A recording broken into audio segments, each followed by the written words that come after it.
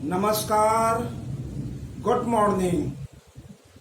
Speak up for the constitution. Bharat के संविधान के समर्थन में जोर से बोलो। साथियों, कल हमने बताया था भाग एक के संविधान के भाग एक के कि भारत का राज्य क्षेत्र क्या होगा। आज हम संविधान के भाग दो नागरिकता यानी सिटीजनशिप पर बात करेंगे। ये नागरिकता सिटीजनशिप भारत के मामले में बहुत ज़्यादा महत्वपूर्ण है। सम्मानित साथियों, ज़्यादातर देखा जाता है कि एक समुदाय के लोग दूसरे समुदाय पर नागरिकता को लेकर के छींटाकशी करते हैं। एक धर्म के मानने वाले दूसरे धर्म के मानने वालों की नागरिकता को लेकर के छींटाकशी करते हैं।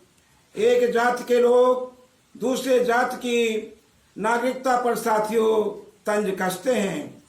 प्यारे भाइयों, संविधान निर्माताओं ने, विशेषकर डॉक्टर बाबा साहब अम्बेडकर ने इस पर बहुत मंथन किया था।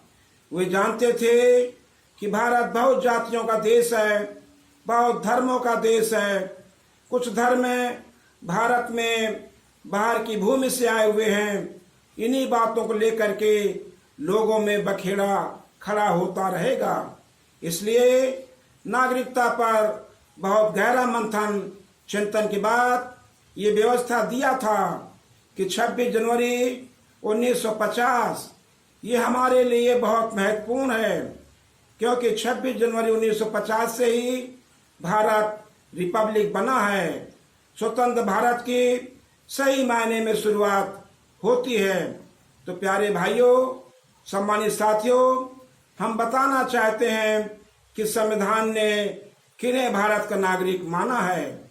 संविधान का कहना है कि 26 जनवरी 1950 को जो भारत में रह रहा था, यानी कि जो भारत में रह रहा था 26 जनवरी 1950 के, और उन रहने वालों में से जिसने 26 जनवरी को जन्म लिया, या उन रहने वालों में से जिसके माता पिता दोनों में से किसी एक ने जन्म लिया था, या जो लोग यहाँ पर रह रहे थे, उन रहने वालों में से संविधान लागू होने से ठीक 5 साल पहले से जो लोग रह रहे थे, ऐसे सभी भारत के नागरिक होंगे।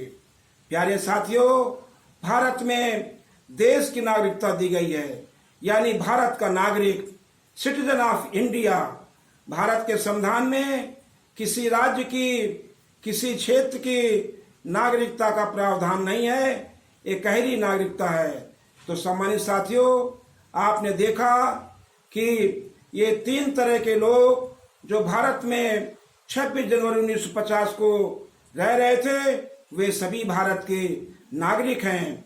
अब आपका भ्रम खत्म हो जाना चाहिए कि जो 26 जनवरी 1950 को जन्मा था, या जिसके माता पिता में से कोई एक जन्मा था, या जो लोग यहाँ पर 26 जनवरी 1950 से पहले 5 साल से पहले रह रहे थे, वे सब भारत के नागरिक हैं। इसलिए किसी धर्म का हो, किसी जाति का हो, किसी समुदाय का हो, किसी विश्वास के मानने वाले का हो, आप अपने मन में किसी को दूसरे नंबर का, तीसरे नंबर का, या 2.5 नंबर का, 1.5 नंबर का, आधे नंबर का नागरिक मानने का आपको कोई अधिकार नहीं है। ये आपकी शरारत मानी जाएगी।